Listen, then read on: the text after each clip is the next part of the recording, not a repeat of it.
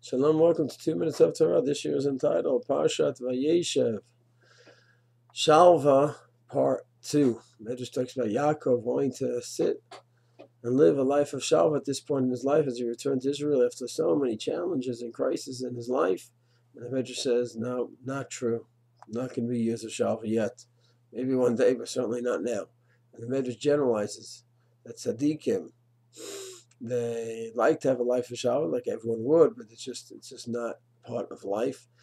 Bumps along the way and challenges, that is how Hashem set up this world. And it's through challenges, that's where we have growth. I'd like to give a few examples. A person goes ahead, has issues, has fights in his marriage. A person might think this is horrible, especially if the engagement period runs so nicely. And what's going on now? But of course, this is only natural. Now they're going to go ahead and keep their hours. How are they going to keep their house?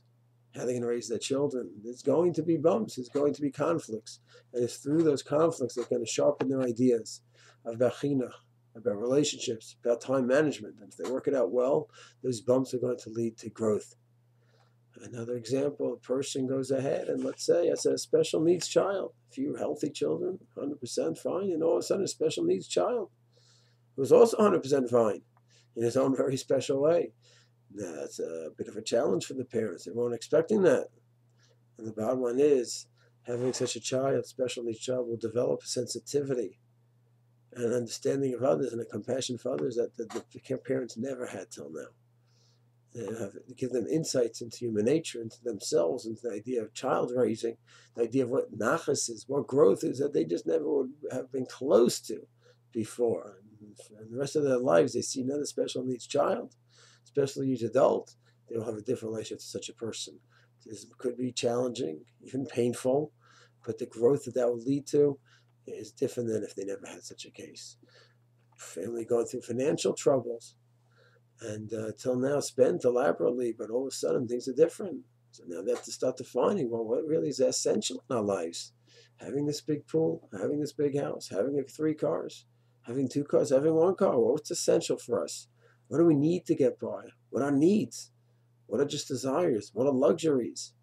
All of a sudden, they have to define these things.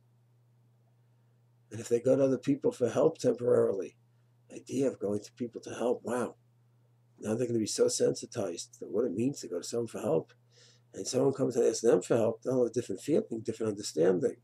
The bottom line is, bumps and challenges are not aberrations in any way at all. God planted them into this world, and that is how we grow. Through challenges and through bumps, we become stronger people. And therefore, yes, we have a desire, lashevet, to be in shalva, to sit quietly and peacefully with serenity, and it's just usually not the case. This world is here for our growth. Mitzvah Hashem, we should be happy. Mitzvah Hashem, we should have peace and deal with our bumps in a proper way, and never have bumps and challenges that are above us. But I think it's a very healthy attitude to understand that this is how Hashem set up the world, that through the bumps, that's how we have our growth.